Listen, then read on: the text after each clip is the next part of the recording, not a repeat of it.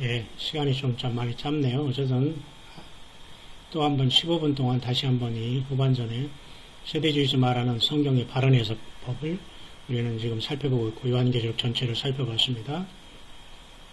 후반전에는 우리가 과연 이제 마지막 남은 다니엘의 그 71일 중에 마지막 70번째 일인 7년의 그 출발과 끝에 대해서 우리가 다시 한번 성경을 통해서 검증하고 확실한 우리가 믿음이 있기를 원합니다.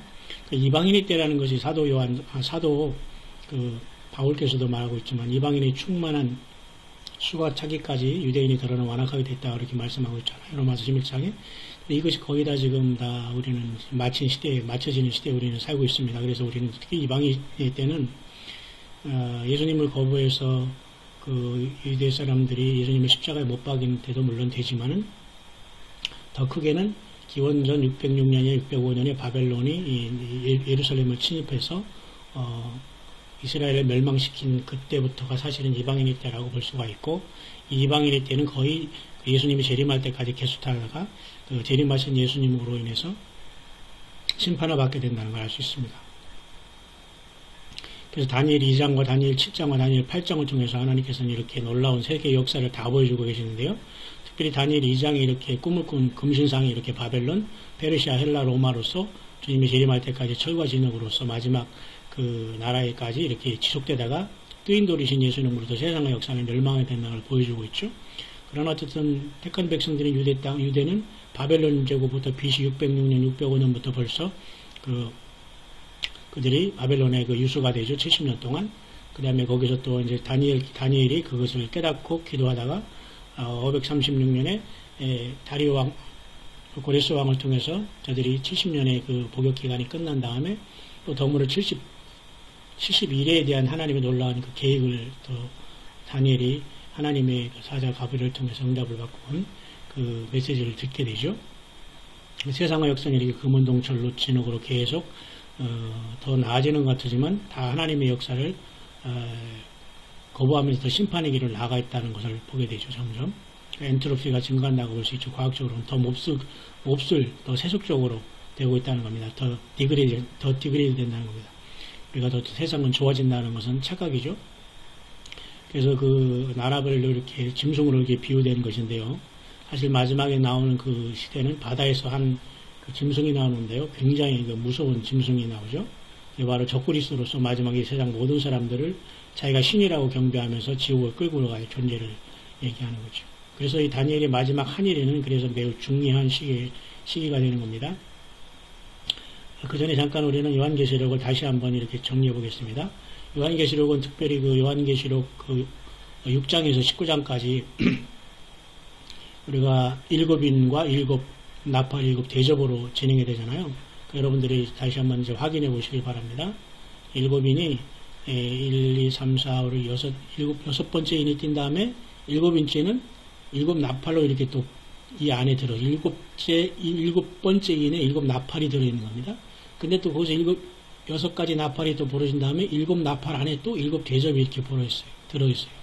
세상은 이와 같이 환란 때에는 이게 바로 7년 동안 일어날 일인데 교회는 여기 있어서는 안 됩니다. 우리는 주님의 계시록 4, 5장에 하늘 보좌에 가서 주님을 찬양하는 그 무리 가운데 있어야 되는 겁니다.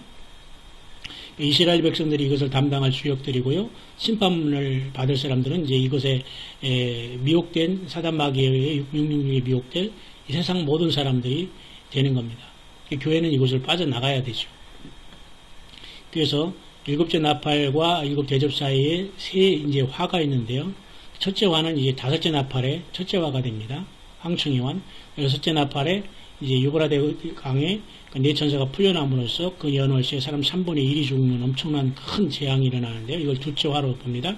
셋째 화는 이제 완전히 그 후 3년반 때 적그리스도가 통치하는 그 나라에 쏟아질 일곱 개의 그 대접을 심판함으로써 이것이 바로 전체가 셋째 화가 되는 거예요. 그러니까 세상은 첫째와 둘째와 셋째화로 세상은 이제 망하게 되는 겁니다.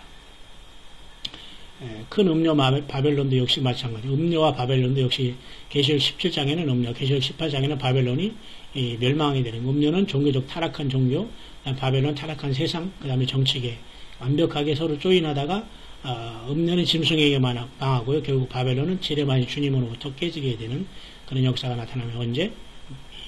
아마겟돈에서. 예, 그래서 이 시간 잠깐 마지막으로 뒤에 정리할 부분은요, 71의 그 부분입니다. 특히 다니엘서 9장 24, 27절의 말씀이죠. 여기서는 다니엘서 9장 24, 27절이죠. 이 내용은 세 부분으로 나눠 있는데요. 첫째는 69일의 시작과 끝에 대한 그 다니엘이 기도할 때 천사 가브리엘이 와서 지금 설명하는 겁니다. 그 다음에 69일의 끝난 다음에 일어날 사건. 그 다음에 그 70일의 중에 한 일회가 없는데 그 한 일회가 어느 순간에 시작되어서 일어날 마지막 일에 대한 사건. 이 내용.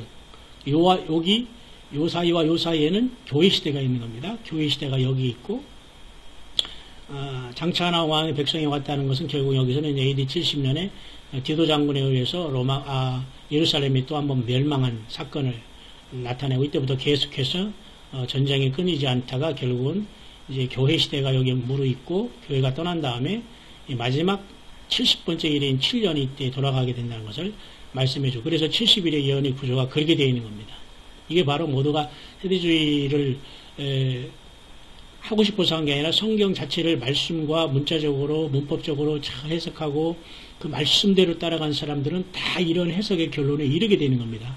그러니까 세상에서는 뭐 신학적으로 세대주의 신학이 잘못됐다라고 말은 하지만, 제가 일평생에 이렇게 성경을 보면서 믿음 생활하면서 많은 그 어떤 학적인 것들을 보고 그랬지만, 결국은 주님께서 손들어주면서 주님이 함께 하신 그 부분은 역시 세대주의 성경의 그 해석이었다는 거고, 또 그것이 바로 성경을 벗어나지 않는 하나님의 그 계획이 그곳에 나타나 있다는 걸 알 수가 있습니다, 여러분.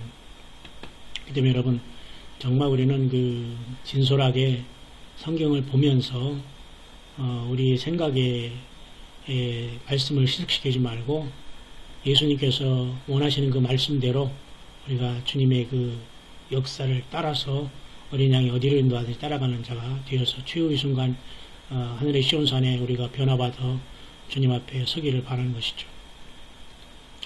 그래서 69일의 그 시작을 보면 한 일회를 남겨놓고, 우리가 기원전 539년에 바사왕 고레스가 칙령을 내리죠. 예루살렘으로 돌아가라. 이것은 유대 사람들이 70년 동안 남북 유다와 이스라엘로 갈라진 후에, 솔로몬 왕 이후에 하나님께서 70년 동안 저들을 이방 땅에 붙이기로 한 그것이 바로 기원전 BC 605년에 606년쯤에 바벨론의 그 느부갓네살 왕에 의해서 완전히 그 예루살렘이 침입을 당해서 3차 침입에 의해서 저들이 다 끌려가면서 70년 동안 종살이 하면서 70년이 마쳤을 때에 고레스가 명을 내려서 이들을 돌아가게 한 사건입니다. 그러나 아직 이때는 다니엘에게 약속한 하나님의 그 계획인 그 70일에가 아직 스타트가 되지 않은 겁니다. 또한 그 중간에 BC 520년에 다리오의 조서가 있었어요. 14년간 중단된 성전 건축을 다시 하도록. 이것도 넘어가고, 그 다음에 458년 아닥사다의 조서 있습니다. 그러나 더 중요한 건 이것입니다. 기원전 445년에 바사왕, 다시 말해서 페르시아왕 아닥사스다가 조서를 내렸는데요. 이때 느헤미야가 기환하면서 예루살렘 성의 중건을 허락받아서 7일에 동안 완벽한 그 중건을 바치는 역사가 일어나는데, 그것이 바로 기원전 445년 4월 14일에 이제 일어난 이런 사건입니다. 그래서 이게 60일의 시작점을 아닥사스다 왕이 445년에 느헤미야에게 명하면서 그들이 예루살렘의 성을 중건하기 위해서 돌아오는 사건을 바로 70일의 중에 그 한 일의 시작으로 보는 겁니다. 그래서 62일까지 기간이, 특별히 첫째 맞춰진 시간의 스타트는 기원전 445년에 아닥사스다 왕의 귀환령이다. 아주 중요합니다. 여러분이 이것을 아는 것은 굉장히 중요합니다. 그렇기 때문에 7일에와 62일에인 69일에가 예수님이 십자가에 돌아가실 때까지 이루어지는 거예요. 483년이라는 시간이 흘러가는 겁니다. 그러나 이 483년이라는 시간은 태양력으로는 476년이 들어가거든요. 그래서 그 7년이라는 어간이 이제 좀 차이가 있지만, 그것은 태음력과 태양력의 차이이기 때문에 태음력, 그것을 이제 우리가 483년으로 보는 것은 태음력인데, 태양력으로 계산하면 476년이기 때문에 AD 32년경에 주님이 십자가에 돌아가신 날과 일치한다는 것을 알 수가 있어요. 그래서 69일에는 다 끝난 겁니다. 그래서 주님께서 AD 32년 니산월 10일이죠. 그 다음에 AD 32년 4월 6일, 이건 유대력으로 보내렸고요. 그래서 69일의 끝이 결국은 이때 445년 기원전 445년 시작해서 AD 32년에 주님이 십자가에 못 박히심으로써 완성이 됐다는 겁니다. 그래서 69일회가 끝났고 이제 마지막 한 일회가 남았다는 것을 우리가 그것을 대환란의 그 마지막 남은 시간으로 우리는 그것의 바로 임박한 시간에 우리는 와 있다는 것을 우리는 지금 온 세계에서 외치고 있고 준비하고 있고 우리가 주님께 영광을 돌리고 기다리고 있는 거죠. 그렇습니다. 이 날짜는 기원전 445년에 아닥사스다 왕의 예루살렘 영을 중건하라는 영, 그 다음에 AD 32년에 그래서 69일 끝으로서 483년이 끝났다는 거다. 그것입니다. 그래서 이것은 왜 476년으로 보냐면 이게 아까도 제가 말씀드렸지만 태양력으로 계산하면 이렇게 된다는 겁니다. 그러나 태음력으로 하면 483년이 경과하나 똑같습니다. 왜냐하면 365일 이 5일로서 태양력을 계산하고 음력은 360일로 1년을 계산하기 때문에 그런 저기 되는 여기 나와 있네요. 476년 24일 이게 바로 태양력으로 이렇게 된다는 겁니다. 태음력으로는 좀 더 기간이 길겠죠. 아무래도 483년 그래서 62일에가 69일에는 483년이 그렇게 되는 겁니다. 483년이 태음력이고 태양력으로는 476년 24일로 돼서 정확하게 69일회가 이루어진 겁니다. 여러분. 그래서 그러니까 당연히 한 일회가 남아 있는 거죠. 그게 바로 마지막 적그리스도가 이 땅에 교회가 떠난 다음에 일어날 그 너무도 무서운 아주 너무도 정말 처참하고 이 땅에 어린 양의 생명책에 기록되지 못한 모든 자들이 다 그에게 경배할 666표를 받고 오른손이나 이마에 받을 그런 엄청난 시대가 눈앞에 다가온 것입니다. 여러분 정말 우리가 어린 양을 따라서 예수님 믿고 완벽하게 거듭나고 회개하고 예수님의 보혈로 거듭나서 주님을 여러분 만나야 될 것입니다. 그래서 요한계시록 계속 우리가 보지만은 1장부터 22장까지 있지만 1장은 주님의 모습, 2, 3장이 바로 지금 교회 시대의 막바지입니다. 바로 이제 이것이 끝난과 동시에 교회는 하늘의 보좌에 가서 사후장의 예배를 드리면서 환란을 보게 될 것이고 하늘에서 보게 될 것이고 우리는 어린 양과 혼인잔치를 준비할 것입니다. 이것이 끝날 때에 이제 재림에서 이 땅에 내려와서 천년왕국을 주님과 더불어 세울 것입니다. 우리는 이 사건을 보지 말아야 됩니다. 이 사건은 하늘 보좌에 가서 주님 앞에서 우리가 영광을 돌리게 될 것입니다. 한 명이라도 더 주님 앞에 구원받을 수 있도록 우리가 가야 되지 않겠습니까? 네.